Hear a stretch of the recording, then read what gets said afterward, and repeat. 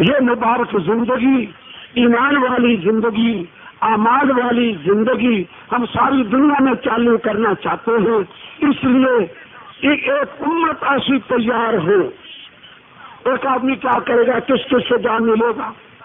رسول پاک صلی اللہ علیہ وسلم نے ایک امت بنائی ہے، مجموعہ تیار کیا ہے، ایک امت بنائی ہے، ایک مجموعہ تیار کیا ہے۔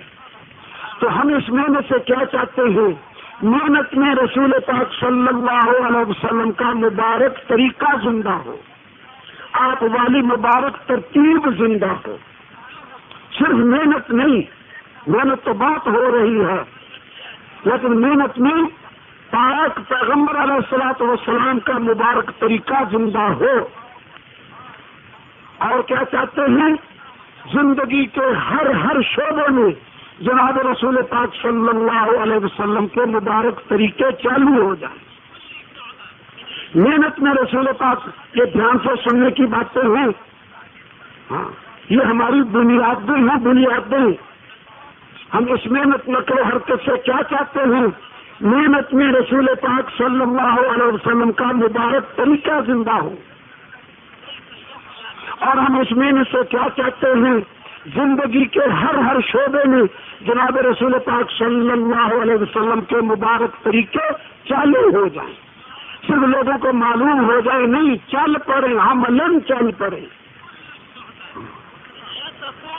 تجارت ہے، زراعت ہے، مزدوری ہے، ملازمت ہے، گھریلو زندگی ہے، دفتری حکومت والی زندگی ہے، کھانا پینا، سونا، جاگنا، اٹھنا، بیٹھنا، پہننا، ہر چیز میں جناب رسول پاک صلی اللہ علیہ وسلم کے مبارک طریقے چالو ہو جائیں۔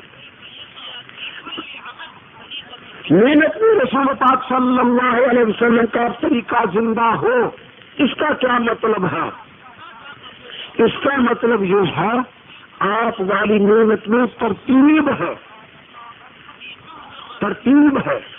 پہلے ایمان یقین زندہ کیا جائے گا، اللہ سے ہونا، اللہ کے غیر سے نہ ہونا، اس کو اتارا جائے گا۔ اللہ پاک نے دین زندہ ہونے کے لیے رسول پاک صلی اللہ علیہ وسلم کا طریقہ شرط قرار دے دیا، اور کامیابی کے لیے دین کا زندہ ہونا، زندگی میں آنا، یہ قرار دے دیا۔ دین کے ایک طرف محنت کو جوڑ دیا، دوسری طرف کامیابی کو جوڑ دیا۔ کامیابی بغیر دین کے نہیں، دین بغیر محنت کے نہیں، محنت نبیوں والی ہو اور نبیوں والا طریقہ ہو۔ نبیوں والا طریقہ کیا ہے؟ سب سے پہلے ایمان و یقین زندہ کیا جائے گا، اللہ سے ہونا، اللہ کے غیر سے، اللہ کے ارادے کے بغیر نہ ہونا۔ یہاں تک فرما گئے پاک پیغمبر علیہ السلام، وَإِذَا سَأَلْتَ فَاسْأَلِ اللَّهَ، کچھ مانگنا ہو اللہ سے مانگ۔ وَإِذَا اسْتَعَنْتَ فَاسْتَعِنْ بِاللَّهِ، کوئی مدد چاہیے ہو اللہ سے چاہ۔ وَاعْلَمْ أَنَّ الْأُمَّةَ لَوْ اجْتَمَعَتْ عَلَىٰ أَن يَنفَعُوكَ بِشَيْءٍ لَمْ يَنفَعُوكَ بِشَيْءٍ إِلَّا بِشَيْءٍ قَدْ كَتَبَهُ اللَّهُ لَكَ۔ جان لے، معلوم کرنا نا، کان کھول کے سن، دھیان سے سن۔ اگر ساری امت جمع ہو جائے، تجھے کوئی نفع پہنچانا چاہے، ہرگز نفع نہیں پہنچا سکتی سوائے اس نفع کے جو اللہ نے تیرے لیے لکھ دیا ہو۔ اور پھر فرمایا وَلَوِ اجْتَمَعُوا عَلَىٰ أَن يَضُرُّوكَ بِشَيْءٍ لَمْ يَضُرُّوكَ إِلَّا بِشَيْءٍ قَدْ كَتَبَهُ اللَّهُ عَلَيْكَ۔ اگر ساری امت جمع ہو جائے، تجھے کوئی نقصان پہنچائے، ہرگز کوئی نقصان نہیں پہنچا سکتے سوائے اس کے جو اللہ نے تیرے اوپر لکھ دیا ہو۔ بِشَيْءٍ، علماء جانتے ہیں شیئن کی تنوین، یہ تنوین تحقیر ہے، چھوٹا سا نفع بھی نہیں پہنچا سکتے، چھوٹا سا نقصان بھی نہیں پہنچا سکتے سوائے اس کے جو اللہ نے تیرے لیے مقدر کر دیا۔ رفعت الاقلام وجفت الصحف، کلمیں اٹھا لی گئی، صحیح خشک ہو گئے، جو اب کوئی نقصان نفع دے ہی نہیں سکتا، دے ہی نہیں سکتا۔ اللہ سے ملے گا، مخلوق ساری محتاج ہے، فقیر ابن فقیر ہے۔ قل یا ایھا الناس، انتم الفقراء الی اللہ، اے ساری دنیا والو تم سارے فقیر ہو، بادشاہ بھی فقیر ہو، وزراء بھی فقیر ہو، اغنیاء بھی فقیر ہو، فقیر تو ہے ہی فقیر، فقیر تو ہے ہی فقیر۔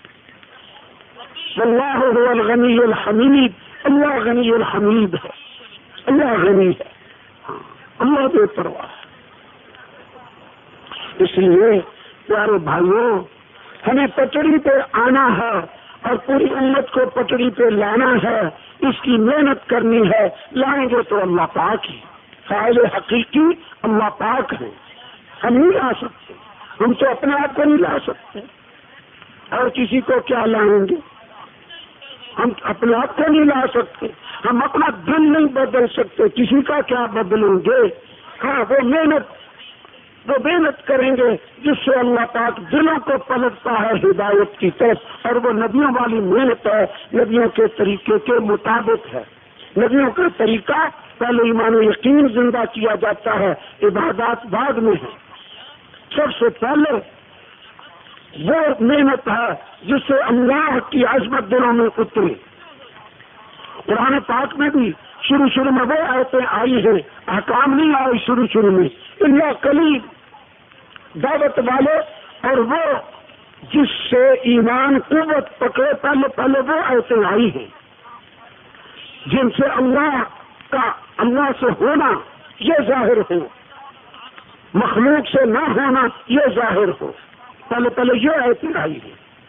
سب سے پہلے نماز فرض ہوئی، نماز بھی طائف سے واپسی پر، تو کہیں 12 سال کے بعد یا 11 سال 9 سال بعد، واللہ اعلم وعلمہ اتم واحکم۔ روزہ 2 سن ہجری میں مدینے جا کے بھی دوسرے سال، زکوٰۃ 4 سن ہجری میں مدینے میں، شراب 5 سن ہجری میں حرام ہوئی، حج 9 سن ہجری میں فرض ہوا، حدود اور قصاص مدینہ منورہ میں، السارق والسارقہ الزانیۃ والزانی فاجلدوا، یہ سارا مدینہ منورہ میں۔ احکام یہ بعد میں، جس کا حکم منوانا ہے پہلے اس کی قوت دلوں میں اترے، اس کی عظمت دلوں میں بیٹھے، اس کے اختیارات کو بندہ پہچانے، پھر اس کی بات مانوں گا۔ اگر دل میں قوت اتری ہوئی نہ ہو، عظمت، پھر اس کی بات نہیں مانا کرتا۔